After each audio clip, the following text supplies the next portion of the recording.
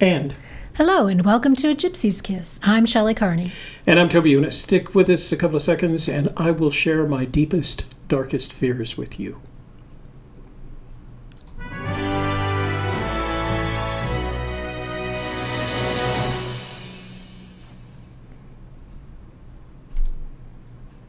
Hi, Miss Shelley. How are you doing? Super. How are you? I'm doing fine. Yeah. Before I can share my deepest, darkest fears with you, we've got to do some... Housekeeping, you want towel? Of course, because if you're going to have deep, dark fears released into the public domain... You need to hide under a towel. Might as well have some towels, which kind of like our guy back there in the pillows. So first of all, if we would appreciate it if that sometime during this presentation you would like our video, and the reason is YouTube likes it when you like our videos. In addition, we'd further appreciate it if you'd share this video with your family, friends, neighbors, business associates, and the entirety of your social network. And then I'm not going to say last but not least, and then, if you're not already a subscriber to our channel, this would be a good time to join the 4,750 other subscribers and subscribe to the channel. And then when you see that notifications bell, click on the notifications bell. And that way, when we start a live stream or we schedule a live stream, you'll be immediately informed. And there's nothing better than being in the know. I'm gonna. What's that about? I don't know, just in the know. In the know. Okay, that's actually Davio's tune, and we got some good news, we got some bad news about that. Anyway, and then last but not least, check out that stylized $sign at the bottom of the chat, and if you would like to highlight your comment in a beautiful box, give some money to that super chat challenge, and you're going to get that. Otherwise, you're going to get that. Otherwise, please ignore the phone because it's nobody we know. Anyway, it's not for the show. Otherwise, if you just want to put a comment or a question in the chat, take a look at Greg Keller's comment to us. A Gypsy's Kiss with the @ in front of it. Greg Keller is really good at highlighting that for us. When he does it that way with the @ A Gypsy's Kiss, it highlights it in orange for us, so we're sure to see it. So if you have a question or comment you want to make sure we see in the chat, do it like Greg. And otherwise, you can do a super chat, or you can text us at 866-597-9901, or leave a voicemail, and when we open the phones, you can give us a call. Lots of fun things coming up today. So I do want to talk about the phone lines today. We're trying a new approach to the phone lines, and what we would like you to do. So this is a very specific conversation. It's going to be based on the scrapbook, Fenn's scrapbook 201 that was recently posted on Dale Neitzel's blog and then commented on in the various forums, including the Hint of Riches. You'll notice that our afternoon shows at 1 o'clock Mountain Time all have a topic nowadays. So right. Our night shows are open, loosey-goosey, but our day shows, we're going to have a specific topic. So the system that we use has a feature that enables us to use the 800 number, but it also enables us to call back that number. So when you send a text message or leave a voicemail or call in, I can actually see your phone number. I don't repeat that in public because I don't want to do that. So what we thought we'd do for this show, we're going to try it out for this show only. If you have a comment specifically on this topic, we'd appreciate it if you'd send a text message to 897-9901, our standard number. You'll see it right scrolling above me right now. 866-597-9901. Send a text message with your first name, your location, and the short message that says, please call me. And what we're going to do, instead of allowing inbound calls, we're going to make outbound calls, so that way we can get directly to you and we won't be interrupted because I have the do not disturb on, which means we're not going to be taking any inbound calls for this show anyway. So we're going to make strictly outbound calls. If you're a caller who has a comment on the topic that we're discussing today and you would like to contribute and share with the community your thoughts on this matter, then send me a text message. Send us a text message, 897 Excuse me. 866-597-9901. That number, yeah. Right there. And if you do call, what's going to happen is it's going to go to voicemail, and we'll play it back this evening, okay? So, and that you can start sending those text messages right now as we're doing our intro, and then as soon as we do, I'll take them in order of arrival, and I will call you right back, and we'll have this conversation, okay? I don't know what you think about that. The other thing that I wanted to point out, now Shelley asked you to take advantage of that super chat button that's down at the bottom of your chat challenge room screen. And for those of you that wonder, you a lot of the equipment that you see in the images of our studio has been purchased with that money. And in addition to that, we recently invested in another platform. It's called the Rodecaster Pro. It's made by a company called Rode, who for those of you that are audiophiles, you know they're a highly regarded Australian company. And they released a product several months ago that I wasn't sure that I wanted. But as it came out into the community, because it kept saying it was intended for podcasters. We don't think of ourselves as podcasters. We think of ourselves as live streamers. And so which is podcasting at another level. At another level. Doing it right out there in real time. No editing, no nothing. And so I was worried that it kind of didn't fit our model. But as I've watched it evolve and I've watched the videos that come out as a result, I've come to the conclusion that it does fit our model. And I want you to know that some of that super chat money that you gave us last month, I used to purchase the Rodecaster Pro for us. I bought it from BSW USA, who's my favorite audio supply store, although B&H Photo does some audio. And it'll take about a week, 10 days to come in. And then we'll do a little bit of testing and we'll bring it in. And you're going to be able to hear the difference. In addition to that, it's going to be able to remove it's going to replace 1, 2, 3, 4 objects. And it's going to give us much higher quality. I did count that. Okay. So it's going to replace 5 objects that are currently on the desk right now, and that's redundant, that are currently on the desk in front of us, and it's going to reduce our production effort, right? Because it's so integrated. And it's supposed to give us better sound. Right. And it's going to give us better sound. I'm going to additionally probably invest in a couple of new microphones for us that made by Rode specifically for this kind of work. So we'll probably do that as well. But I want you to know that all that money that you contribute, when I say contribute to our project, we're not spending it, partying and going to strip clubs. We're actually spending it on new equipment that no, we don't do that. makes this product much better. So. And then we'll just we'll put this equipment on eBay. And I can assure you that I take really, really good care of my equipment. So if you're interested in doing some of the things that we're doing, or if you're just an audiophile and kind of like Desert File, but with audio, then I'll let you know when I put this stuff on eBay, up on eBay, on our eBay account. Okay?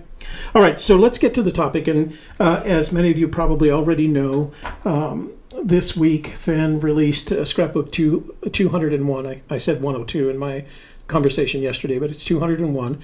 It went on Dale Neitzel's site, and I'm going to bring it up in just a second, okay? So what I want to do is I want to talk about this, and I want to talk about it from the perspective of being a senior citizen who always has to overcome some level of fears, and what this woman overcame. Now, her fears were much less than mine. I have fears like, oh, maybe he didn't hide it and I'm wasting my time. She had fears that were much more psychological and created much more anxiety in her.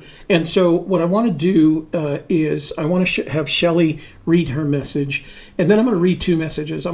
She posted the email response that she got from Fenn before he posted it to Dale Neitzel's site, before it was posted to Dale Neitzel's site. What I want to do is I'm going to have Shelley read her note to Fenn. Then I'm going to read 2 things. Number 1, his email response to her, which she shared and which she had permission to do, and then his comment. The comment that he made on on Dale Neitzel's blog on Scrapbook 2001. So while Shelley's reading this, I'm going to put up the screenshot of Mary's the Scrapbook 2001 on Dale Neitzel's site, okay? And as you can see, Davio's already shared his fear with us, and that's what we want to encourage in the chat room too. If you follow Davio's example and let us know what's your greatest fear when it comes to the Forrest Fenn treasure hunt. And it's any kind of fear that creates anxiety. You'll hear from her in her writing. Her fears were completely different. Her fears were very much associated with being a mother and not an outdoors woman. But some of us experience the same kind of fears, even if we are outdoors people. We experience the same kind of fears that Davio's expressing. That is, have I wasted my time? Am I wrong? Am I even close to this? Is the treasure out there? So that's what we want to talk about today. And remember, if you want to talk about it, you want us to call you, send a text message with your name, your location, and the phrase, please call me, because I've got to have that, to 866-597-9901. Okay? All right. So let me switch over, and you guys can look at it on Dale's site. There we go. Okay, and this is from Mary Wellenstein to Forrest Fenn. I will try to keep this short. I have emailed a few times already, but for me, this is the most precious one. I went on my first search this weekend and cannot thank you enough. I am an out-of-shape, stay-at-home mom of 5 kids. I rarely ever leave my kids. Me, my husband, and his buddy went out this weekend to search. It was so amazing having an entire kid-free day to ourselves. I conquered a couple fears in the process, too. The gift of going out and feeling a part of my younger, fear-free life was amazing. I used to be much more adventurous, and I was the one talking my friends into adventures. But once I became a mom, I acquired a fear I never knew was possible. I'm so worried I will go out and somehow die and leave my children momless. I know it may sound crazy, but there is a voice in my head telling me they need me more than I need to be out doing things that could take me away from them. I had such a good time and felt truly alive for the first time in over 13 years. Thank you for reminding me I am more than just a mom, but that I am a person who needs some adventure to keep me happy and alive. I found a greater treasure just in that day away than the treasure itself could have given me. I have tears in my eyes writing this because I had completely lost my adventurous side until yesterday.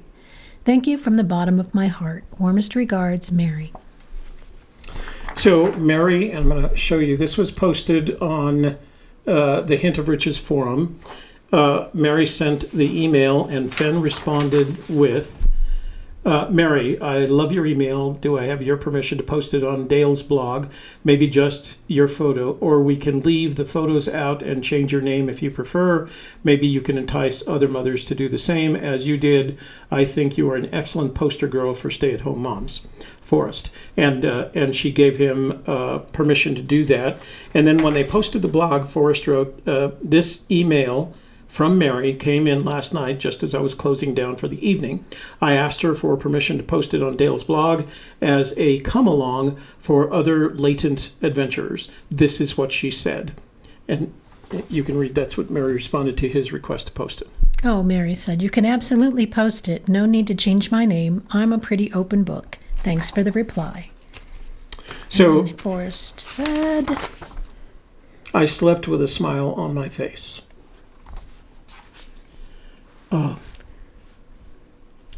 So you can see that the conversation as it was posted to Dale Neitzel's blog on Scrapbook 2001. All you have to do is go to daleneitzel.com, scroll down, and you'll see his latest posts, and there's that Scrapbook 201. So I can tell you as a parent that it's something we all go through. Mm-hmm. And my son was born in 1971, my daughter in 1972. By 1973, we were all back in the U.S. And I had ridden motorcycles all my life. I had ridden motorcycles since I was about 10. I had raced them for several years. And at the time, I was riding a 1977 Harley-Davidson XLCR, which was a motorcycle that was designed to look like a cafe racer, and it was very, very unique. It was built on a Sportster platform. And I loved that motorcycle. And one day I came home and the kids came running. I had gotten off the motorcycle. I had ridden the motorcycle and I had gotten off, and I had my leather jacket, and at the time I wasn't wearing a helmet. In New Mexico, you didn't have to wear a helmet. And my kids ran up to me and grabbed me around each leg, and I realized I had to change some things about my life. And I quit riding motorcycles on that day. I sold the XLCR and didn't ride a motorcycle again until 2007, when they had all graduated. By that time, they had all graduated from college. It was a little bit before that. And I got, I bought a Buell SR9, which was had that cafe racer look that I've always liked, also built on a Harley platform. But I know as parents, we all go through that. We wonder if what we're doing is at the expense of the potential of losing our lives or being injured in a way that would prevent us from watching our children grow. And that is a reasonable fear. But I think one of the things that you have to consider is that you're more likely to die in a car on the way to work than if something happened to you out in the mountains, especially if you're with other people. And that's why Fenn advises, and we concur, that you don't go out alone. B, you don't do things an 80-year-old man couldn't do, including crossing rivers and going out after a snowstorm, etc., etc. So there's all these things that will keep you relatively safe and put you at a same level of risk. I don't feel like going out in the mountains on any given day after the winter has settled and we're not dealing with the effects of a snowbound winter. I don't feel like it's any more dangerous than going grocery shopping, honestly. So I was proud to see that she overcame those fears. But we all have fears. Well, each of us has our own fears that creates some level of anxiety. And the question is, how does that keep us from getting to the treasure? So I'm going to start with mine. So my fear is not that the treasure, I have no fear that the treasure is there. I believe that the treasure is there. Otherwise, I wouldn't have any interest in it at all.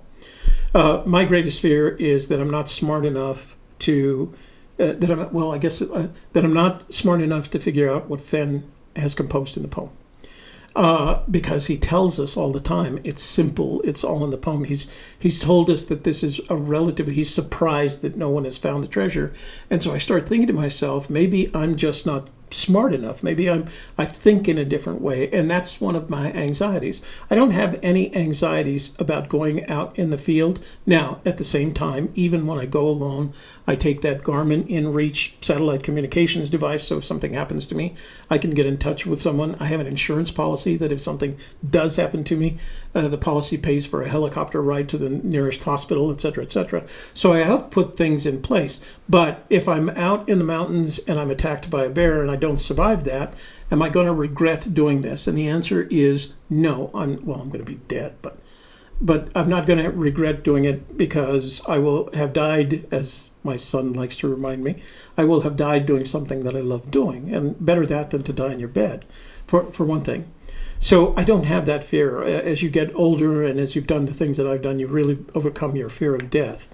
Now, do I want to be eaten by a bear? Not particularly. But if that's how I'm going to go, that's how I'm going to go. And I don't have any choice in the matter, honestly. That's how I feel about it. So what's your fear about this Fenn treasure? Well, I'm gonna start at the beginning instead of jumping in the middle. So Toby talked about his fears and how, as a father, he gave up motorcycle riding. As a mother, it's a little bit more intense because you're carrying the child in your body. When my daughter was about 2, and I was pregnant with my son, we went to a kind of a jungle gym place, and there were all these tubes that the kids would climb through, and it was quite the big structure. And being very pregnant, I went with a friend, and she was helping me watch my daughter, because my daughter would go up in the tubes, and I was scared to death that if I had to go after her, I would get stuck because I was so big at the time. So that kind of freaked me out that she was up there and I couldn't reach her if she needed me.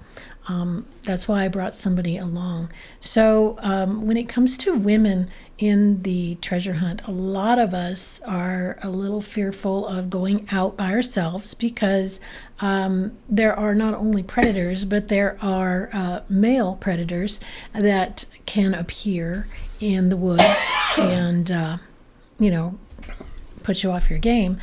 There are some who go out alone. I know Cynthia will go out alone with her dog. I know K-Pro has gone out by herself, although she was uncomfortable with the idea. So then after that, she went with people.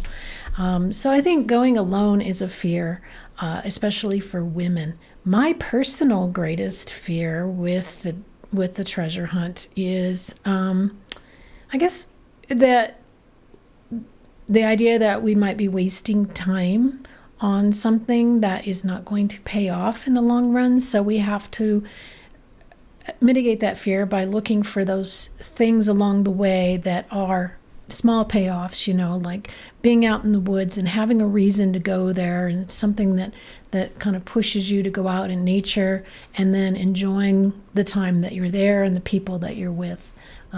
So I think the best way to mitigate those fears is by enjoying those little treasures that come along with the idea. That's an interesting thought based on the conversations that we've had over the past couple of weeks about the differences, and I'm going to sound repetitive now, between the David Blaine treasure hunt and the Forrest Fenn treasure hunt.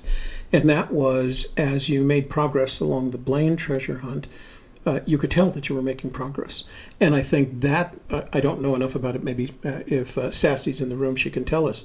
But that, I think, would have the effect of reinvigorating the search community.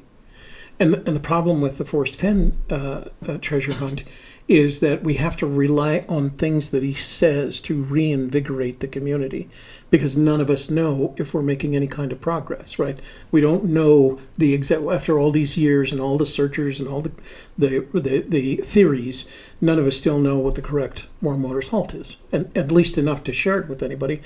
We hear a lot of people say they're warm water salt, and then everybody disagrees with them because nobody knows what the true warm water salt.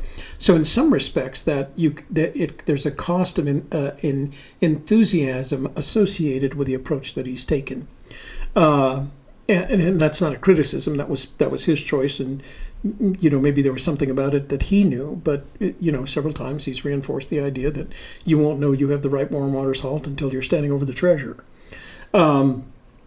So we have to rely on Fenn to reinvigorate the community by saying things like, I have a good feeling it's going to be found this summer. Mm-hmm. And that had the positive effect. And I think that's it also it stated two things. It said the treasure's still out there and you do have an opportunity to go get it. Mm-hmm. So, and I think that's kind of what this is doing as well. Yeah. He said, good for you. You're getting out there and looking for that treasure. So again, he's verifying, yes, it's still out there to be found. And two, you do have this opportunity to find it. So his comment on scrapbook 201, this email from Mary came in last night just as I was closing down for the evening. I asked her for permission to post it on Dale's blog as a come-along for other latent adventurers.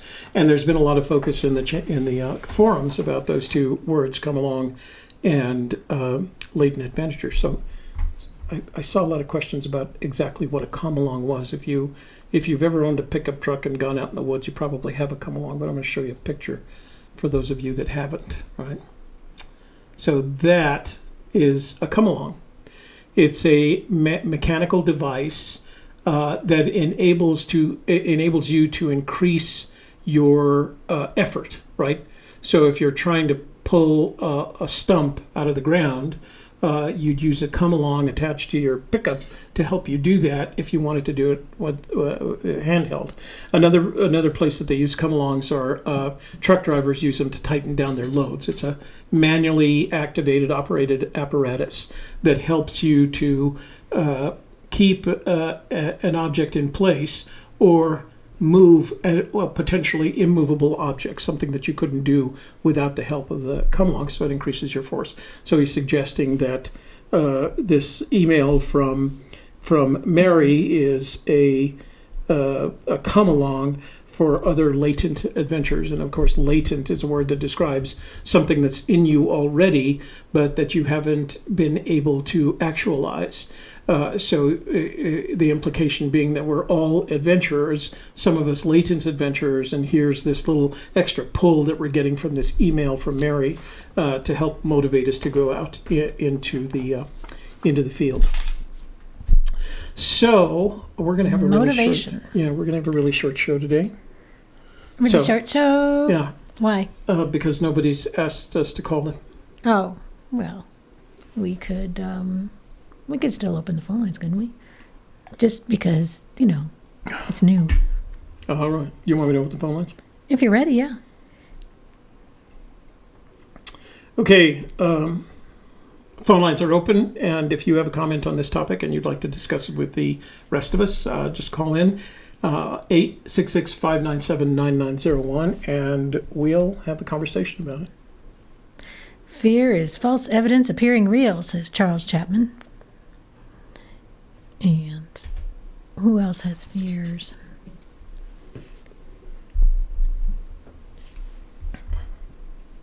Just bears for me, says Britt Chaser.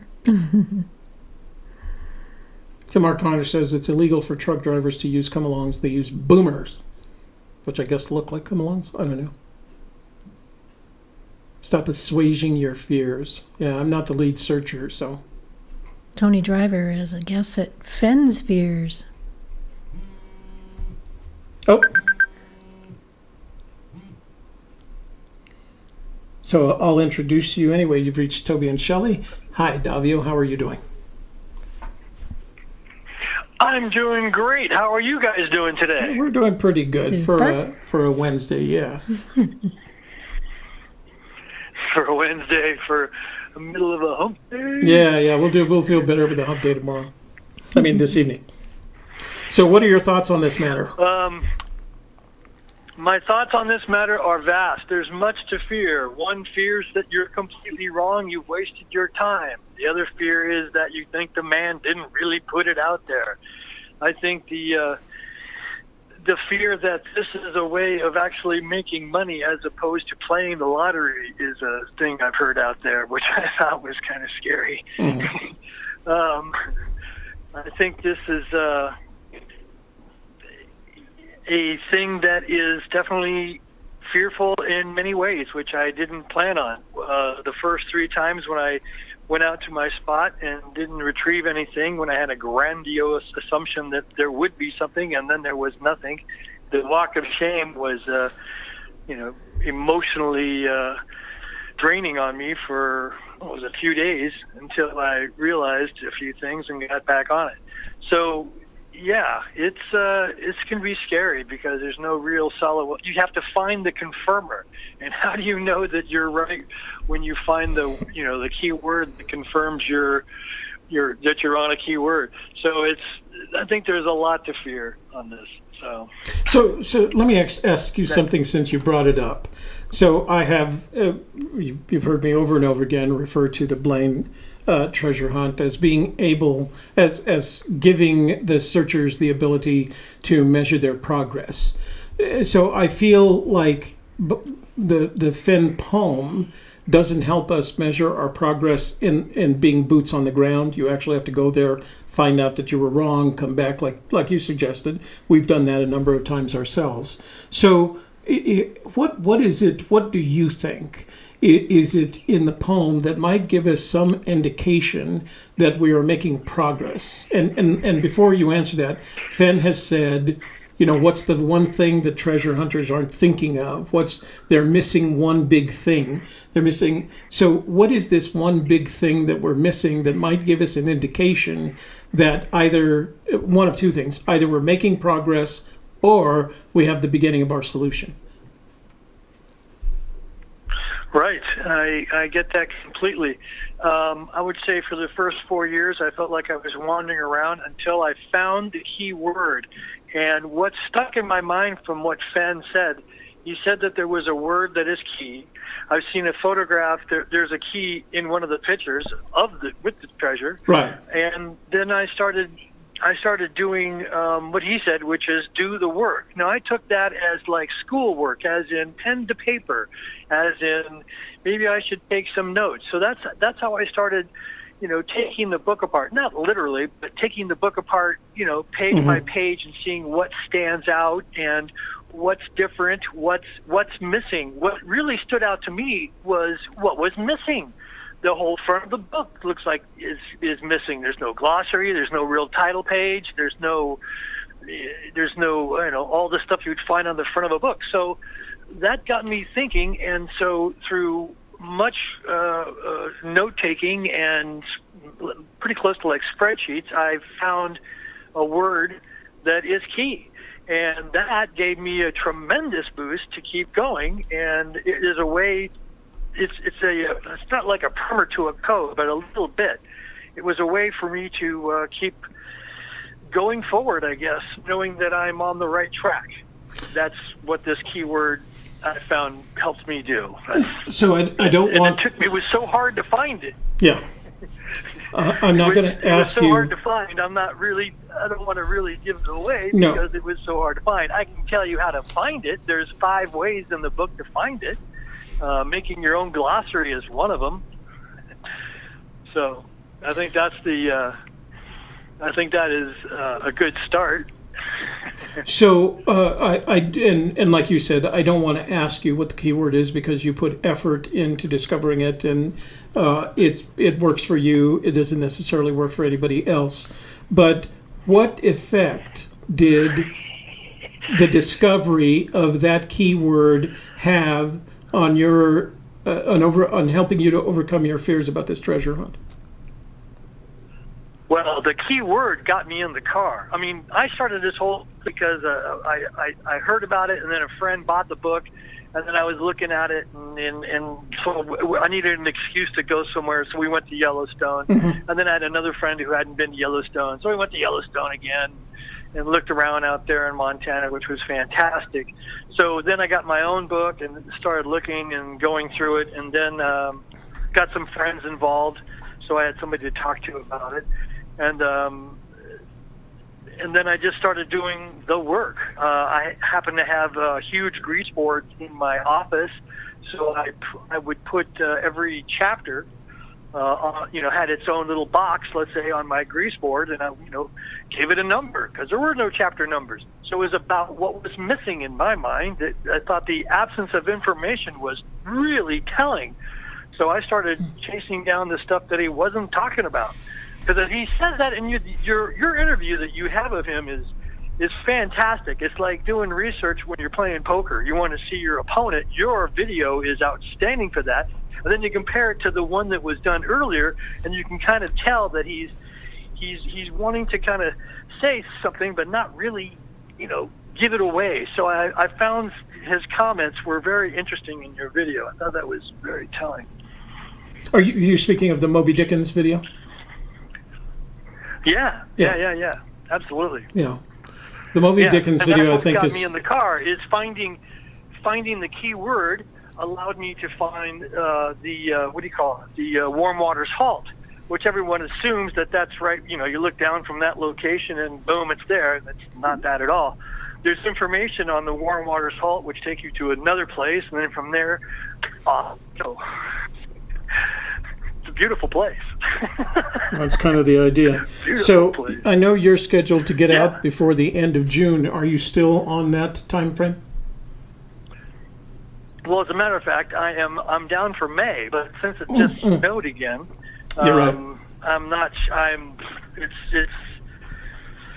it's dodgy. I might be able to get out there by Wednesday. Right now I'm kind of scheduled to go Wednesday, Thursday, but we'll see what the weather does again. Yeah. I feel like I'm some kind of snow magnet. Every time I say I'm going, it bloody well snows. So, Well, we look forward to you going, and we look forward to your reports of having found the treasure when you get back. I agree. That'll be a blast. I'll have to show up on your show. Yeah. Okay. Well, All right, hey, much love to everybody out there. Stay safe, and do your research. Research. Yay, research. Yeah. I couldn't think of a better way to, a better recommendation to make about that. All right, sir. Thanks for calling in. We'll, I'm sure, see you tonight on Hump Day Hoedown. I'll see you later. Hump Day! Hump Day! Talk to you. So, hang on a sec. I want to do a quick change here. So, he brings up the interesting point about the key. Is that Greg? So we've got another call here I'm going to take. Hi, you've reached Toby and Shelley. What's your name? Where are you calling from? And what's your thoughts on this topic? Hey, Toby. It's Wayne Ross from Texas. Hey, Wayne. How are you doing? Nice to talk to you again. I am good, thanks. Yeah, I enjoyed talking with you a couple of weeks ago. Yeah, I do recall. Yes, I'm afraid of a lot of things, but the thing I'm most afraid of today is that Jason Dent has pulled all the content from his YouTube page. Oh. And so has Illinois Ghost.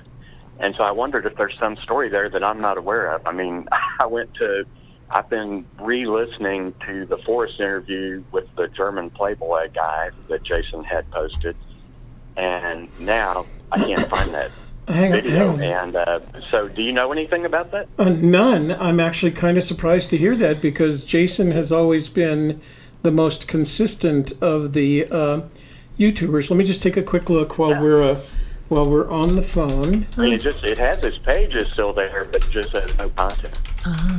Well, Jason and Illinois Ghost kind of were working together. Yeah. So perhaps they are going to combine, or in some way just remodel their pages to be a little more easy. Well, I hope so. To navigate through. I hope so, Shelley. I mean, that's why we took ours down. My biggest fear at this point is access to resources I thought I had just in the bank. Yeah.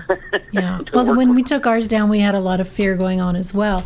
But we were just remodeling, changing some titles and tags, and doing some playlists and things of that nature. So, hold on. Yeah, I wouldn't worry too much until we hear from them.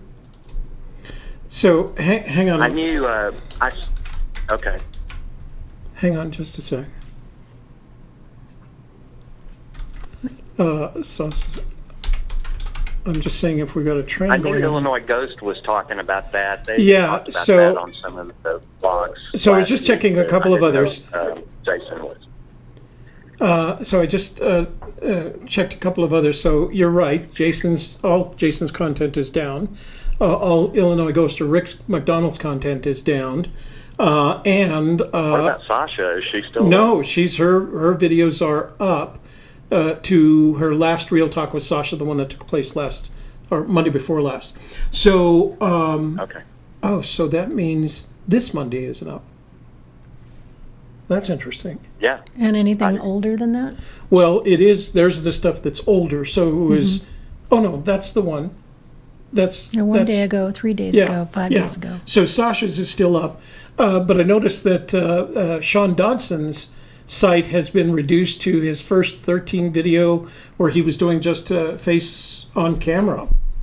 That's interesting. So hang on just a second. Somebody just sent me an email with the title of Jason Dent. So let me take a look at it and see if there's some new information there that we don't already have. Normally I'd save this for tonight, but I saw that it came through with that. Okay, well, this is from. Hang on, give me 1 second. You're not letting the caller talk at all. Sorry. Okay, hold on. Let me just read this. So this is an email from Sasha, or a posting of some kind. I can't tell where it was posted. And it's from Sasha, and it was sent at 7:35 p.m. last night. So it says, Jason, Rick, and I have all decided to remove our Forrest Fenn related content from our channels. None of us are comfortable with supporting people who are only out to fleece the rest of you of your hard-earned money. Those of us who work hard on creating content are tired of others copying those ideas and profiting off of them.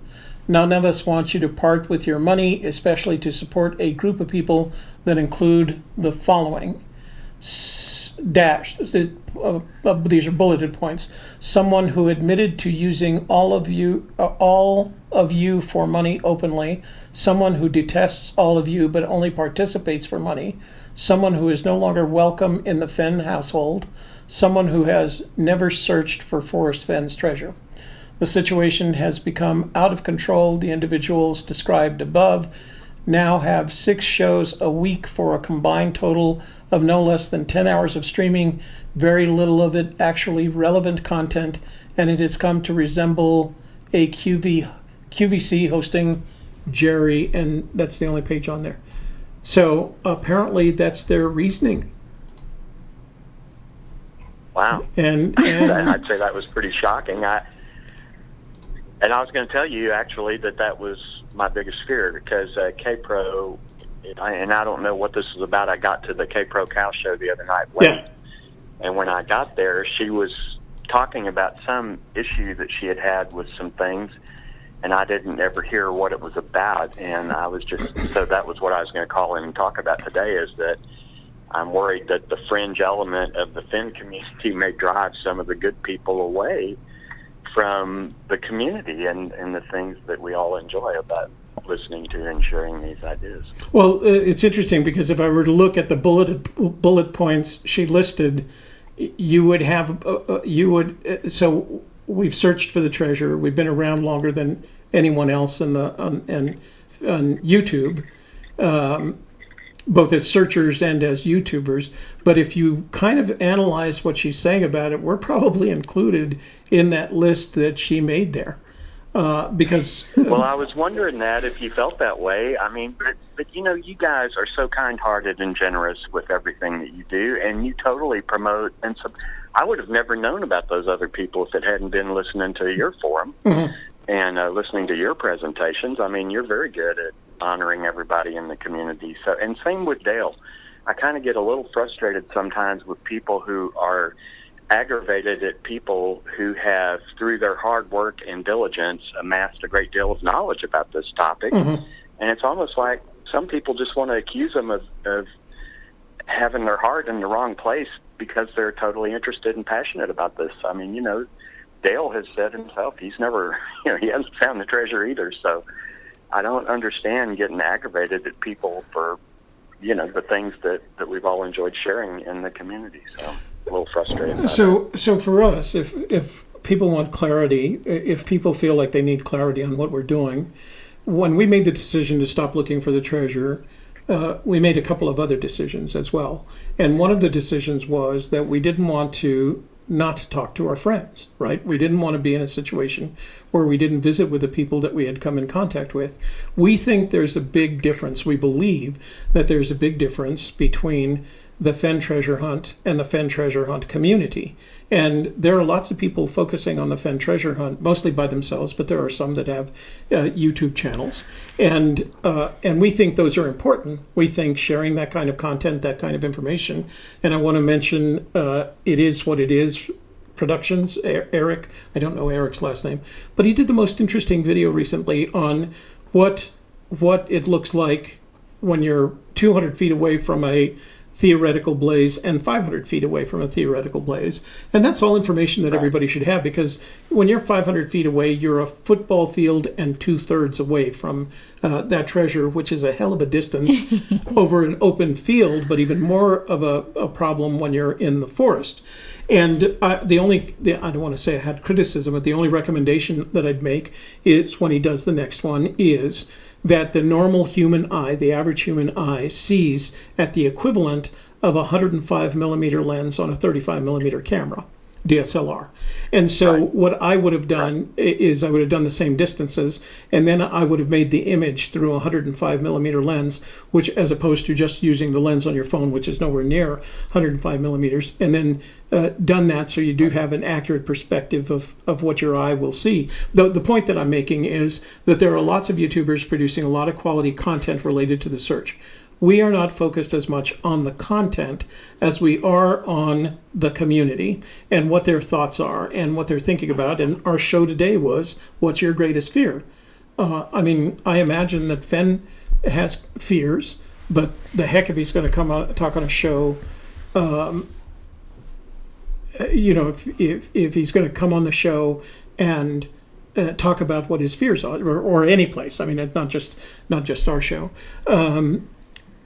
But our perspective and the decision we made and kind of where you saw us going at the end of last summer was to focus on the community, to focus on the people, and we're going to continue to do that. If at the same time it is perceived that we're not doing content, honestly, we're not interested in doing content. We're interested in talking with our friends. So I don't know necessarily... we try to make a nice, happy Well, there's balance of the plenty two. of content in that. Yeah, there's plenty of opportunity for both in that, I think. So, Yeah, well, yeah. I'm sorry to hear that they feel that way, and I wish that we could have some conversation with others who might be feeling that way. I mean, it's a little bit cynical to look at things that way. I certainly understand in today's world why people look at things with a little bit of cynicism, but nonetheless, I think you guys have been nothing but helpful. Dale has been nothing but helpful, and even K-Pro and Cal.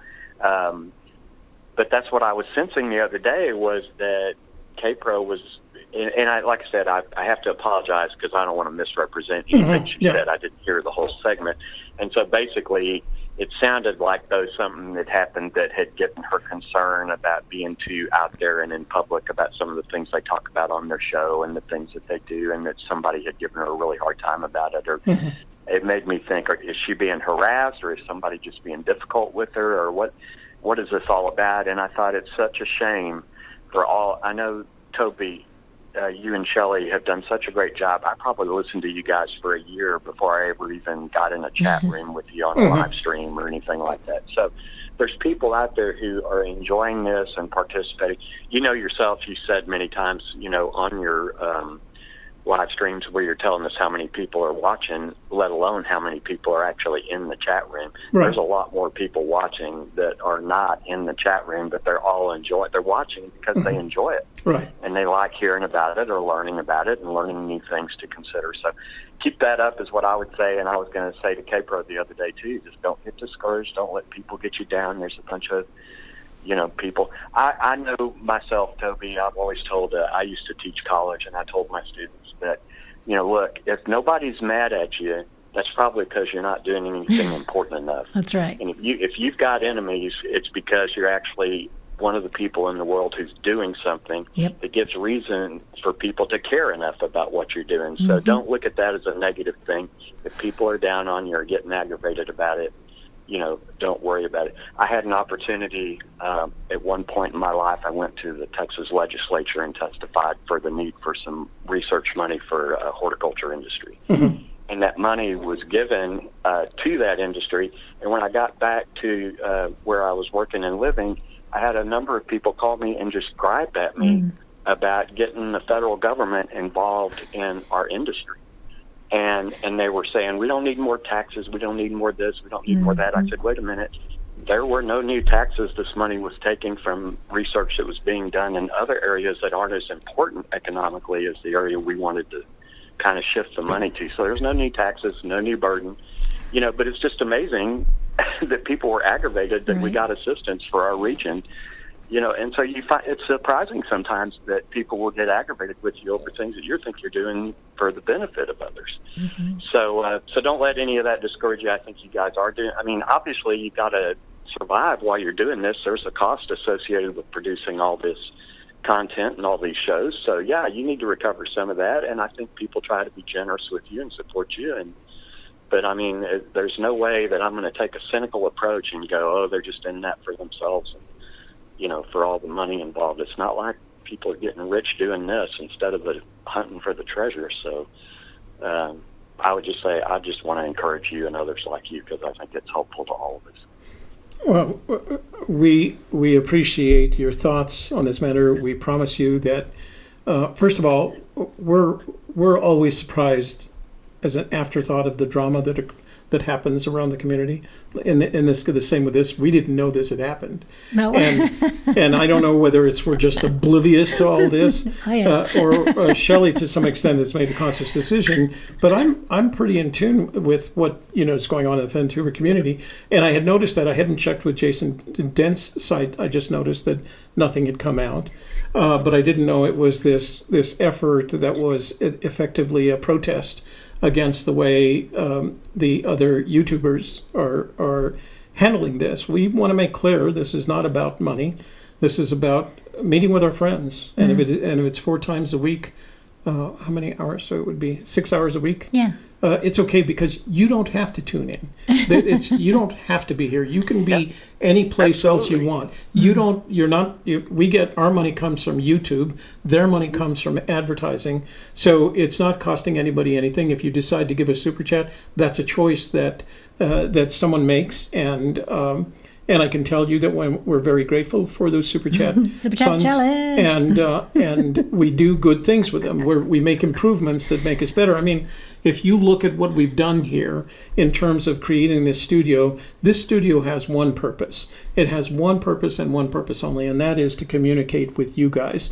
The fact that you can call in on a phone, that you can use the chat room, that you can send us text messages, that we'll read your emails, all of that is designed to focus on the community, and we can't help but continue to doing that. For us, it's fun. It's like seeing our friends 4 times a week. I don't know how else to describe it, and I don't know necessarily. I'm not happy to hear that somehow that they found that offensive. It's not intended to be offensive, and it's certainly not intended to be competitive. We're not competing with anybody. The YouTube is a wide open, Wild West kind of organization where you put your content on there, and if people like it, they'll come to see it, and if not, they won't come to see it. That's what it boils down to. So as for the video that was really just an audio recording, do you know if Terry Scant got that up? I don't know. I do not know that. Okay. Well, they did.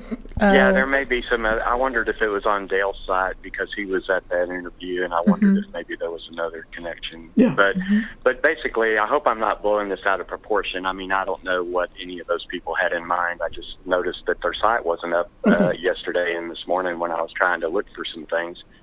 And so when you were on this topic, I just thought, yeah, I'm afraid that I'm going to lose track of stuff I thought I had cached away. I thought, well, I should have downloaded all those videos, right? And I didn't. So that's on me. But at any rate, yeah, we do appreciate you guys, and I know you probably get a lot of wackos sometimes that contact you and do or say or imply strange things and accuse you of things. I mean, you can't help but be aware of that just from reading some of the solves where people claim, Forrest moved the treasure, and, this isn't the original box, and, all these kind of, and you just have to take that with a grain of salt. People are entitled to put their opinions out there, and I find that educational as well. But so anyway, yeah, so that's my fear, and I appreciate y'all letting me call in. Thank you. It's very kind of. We look forward to hearing you on other topics and in the future. Yes. Okay. Thanks, Bye-bye. Shelley. See you later. Bye-bye. Oh, a couple of super chats. One from, where'd the sound go? One from Craig Carter, who says, time and effort is not free. Appreciate your bringing the community together weekly. We have fun doing it, Craig. Thank you so much. And Britt Chaser, because you're worth it. Aw. And Christopher Wilson. Shout out to L. Ryder, 50 feet from the chest. Lol. Thank you all for those. So we don't want anyone to think, when I say we're monetizing our channel, we don't monetize. There is not enough money we make from either Super Chat or from YouTube that pays for our hours. We've done that calculation. And it's not even, minimum wage.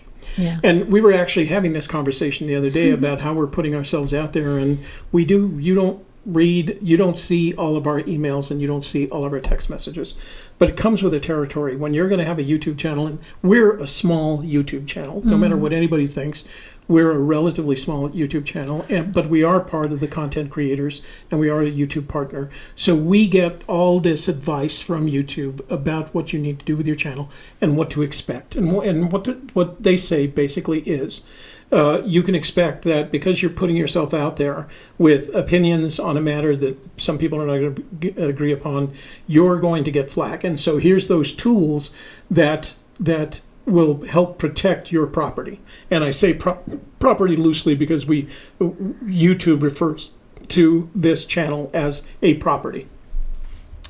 And sure enough, that was true. And I do have a list of blocked people. And the reason I have that list of blocked people is because we care about our community, and we want it to be a safe chat room. Right. And they didn't do that. They just made it argumentative and dramatic and all of those things. And that's not what we wanted out of this. We don't want people to feel safe to express their opinions without being attacked. And we don't want it to be a place of drama. We don't want to create the drama, the drama, and we don't want people to bring the drama in. And sometimes that's unavoidable. We get it as soon as we catch it, as soon as we can. But that's not the purpose of this room. The purpose of this room is to have the community share what their thoughts on matters that are related to the treasure hunt.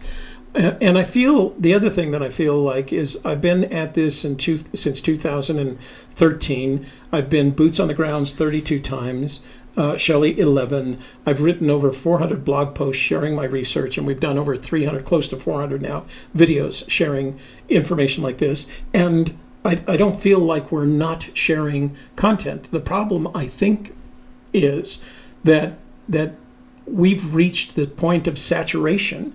There's no more content, until nothing new in the sun. Something breaks. Davio said he found the key word. Well, when somebody finds the key word and we can all share in that, and I guarantee you, if there's something about the work that I'm doing now and I discover something that I didn't know before, I will share that. I always have done that because I'm just as interested in someone finding this treasure as I am interested in us finding this treasure. Mm-hmm. It's not going to make any difference one way or the other to us. So Wichita 6 says you can go to Tapatalk and see the video of Jason Dent and Forrest. So thank you, Wichita 6, for that. Okay. Tapatalk is an app. You can get it on your phone and go there, and there are different topics. And there's a Forrest Fenn topic, and if you look for that, you should be able to find it. So this is a text message from 405. It says, Jason Dent was complaining the other day about not being asked to be included on K-Pro and Coward Lazar's marathon. Okay, maybe that's where it started. So Mark from, Okay. Do we have enough time for one more call? Sure. Okay, let's call Mark. Mark, in Louisiana, we're going to call you so we can talk about this topic. Appreciate all your support in the chat room today. We really do enjoy this program and have a lot of fun chatting with you. And it makes us feel really good to get all that support and keeps us going. And we're going to tell you more about that at the end of this show and more tomorrow night. Hello. How y'all doing? Hey, Mark, how are you doing? It's Shelley and Toby. What are your thoughts on this matter? I'm doing pretty good, Toby and Shelley. How y'all? We're doing great. Super. Better now that you've called in. Can you hear me pretty well? We can. We can hear you very well. Thank you. Well, I figure, we all struggle to look and find some meaning in this world, which we all know we try, but yet we wonder where we all should go, I think that's the challenge. I think the world, we're creatures of accident and evolution. And I think one of the things that they didn't build into us automatically was the fact that we have a limited life, but almost everything on this planet can kill us in one way or the other. And almost everything on this planet can create hurt one way or the other. And so getting through life is really an experience of overcoming all of those problems and all of those fears and going forward, hell or high water. You know, I think that's what you have to do. Oh, that's right. We all need to search out something good. In regards to the fearing deal, I can remember a hunt that I went on once. And I walked way far down the trail. I had a little lightweight chair. Finally decided I was going to hunt underneath a few oak trees. I got set up. There was a lot of palmetto. Sat down, started enjoying myself. Heard the palmetto rustle. Next thing I know, a black bear walked out. I mean, right at my feet. Well, I hope. I didn't know whether to run, hide, or scream. But I sit still. He seemed not to bother me. He went on. And I enjoyed my afternoon. and ended up with a great story. Yeah, I was going to say, and ended up with a great story to share with your family and friends. That's right. That's Kennesaw National Wildlife Refuge. Mm-hmm. So, what black bears there? What part of Louisiana do you come from? I come from. I was born in Monroe, Louisiana, and I was raised up in a little town called Wisner. It's out in the middle of a cotton field. Had 100 airplane pilots and all that. They killed about, I don't know, several a year would crash, growed up around that stuff right out in the middle of a cotton field. Well, it sounds like not only do you have the accent associated with that area, but you have the positiveness, the warmth, and good experience that comes from growing up in that area. Roger on that. Let's all enjoy looking for a treasure. We agree. We think there's a lot more good things about this treasure hunt than there are bad things, and we think that a lot of the bad things are primarily imagined and self-created. So there shouldn't be any fear there. So that's right. I think the biggest fear any of us have is that something would happen to our child. Right. Agreed. It would be any adult's fear. Yeah, that would be heartbreaking. As far as I'm concerned, I'm sure other parents feel the same way.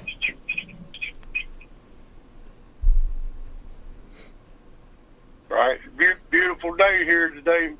Us too. It's been a monster the past couple of weeks. We've had nothing but rain. There was actually snow or frost on the mountaintops at the Sandias in Albuquerque yesterday. So we imagine the people north of us are getting quite a snowstorm. And I think somebody in the room suggested that you check the weather because we've had a string of weather come through here, through the western states, that I'm sure dumped some additional snow on the ground.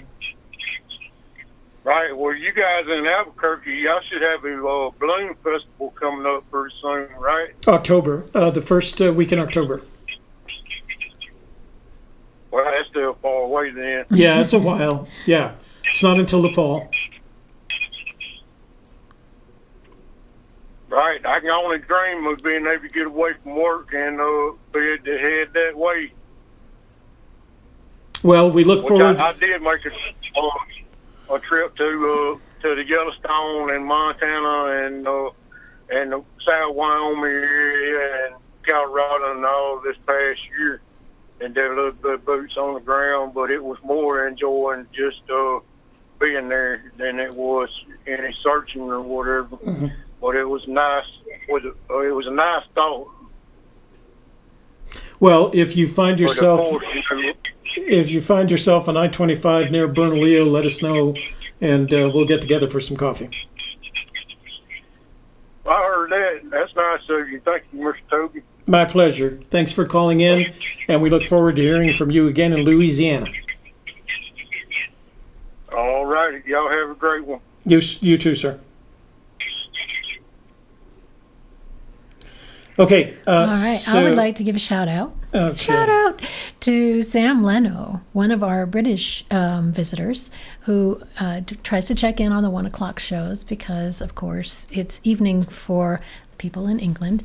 And he says, if I find the treasure, I will remember Shelley and Toby in both thoughtful and financial way. And we appreciate that. And we appreciate, again, all that support that we're seeing in the chat room today and every day.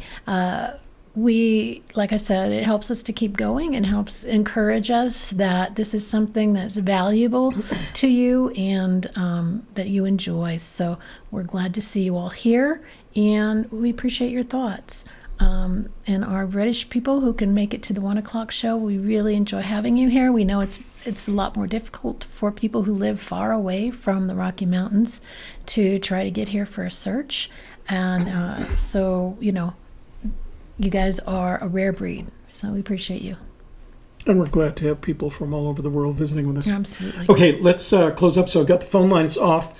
If you sent a text message in that said, please call me, I will call you tonight, and I will call everyone in the order of the text message. And if you're watching this at a later time and you want me to call you tonight, make sure you send a text message with your first name, your location, generally speaking, and the phrase, please call me. And that's, I need that in order to call you, right? I don't otherwise have permission. So tonight we've got the Hump Day Hoedown starting at 7 p.m. We got text messages to read. We got emails to read. Right. Some damned interesting. Got some maybe we could talk cowbell about. to ring. Maybe we could. I don't want to talk about drama. I was going to say I don't want to talk about drama. I do want to reach out to Jason and Rick because I think of both of them as friends. And yes, they've been on our panel shows. Yeah. So, okay. So we'll ignore the drama. We do have. Nope. We have a box opening show tonight. We got a present from Copper Dan, and That's I'm exciting. going to assume that it's one of his pieces of art. We'll open. If not, we'll be surprised either way. Right. Good points. That was. Yeah, Drama Llama. We're not going to play the Drama Llama. So we will open that tonight and do some other stuff. And tonight's a 2-hour show, so we'll have lots of phone calls. Yeah. And if you do want to talk about this subject, about the fears that you experience, and they don't have to be the kind of fears that you're afraid to discuss with anybody but your shrink. Like I said, my fear is that one day I'll find the hole where the treasure was. So I have faith in Fenn that he actually hid a treasure and that it is findable. I have less faith that it's as easy as he thinks it is. So apparently. And that's not just because I haven't found the treasure. It's just because nobody has found the treasure. Right. Right. So I think our expectations are set pretty high. Okay. So, and to Mary, if you're watching this and you'd like to come on the show and talk to us about your the experiences that you had on Mary Wellenstein, that you had, please let me know and I'll reach out to you and we'll have a conversation about your experiences and how you felt about all of that. Okay, we going look out in forward the to talking with snow you. from the picture we saw. Yeah, out in the snow. All right, guys, anything else? So, as Davio said, there is still snow in the mountains, so be safe. If you have signed up to bring back the treasure in May and you're reconsidering because of the weather, just let us know and we'll move you to another month if that's something you want to do. Yeah. We'll talk more about that tonight, but just be thinking about that today. Okay. All right. Bueno. So thank you so much for visiting with us today for Gypsy's Kiss. I'm Shelley Carney. And I'm Toby Younis. We'll see you tonight, 7 p.m. for Hump Day. Hump Day.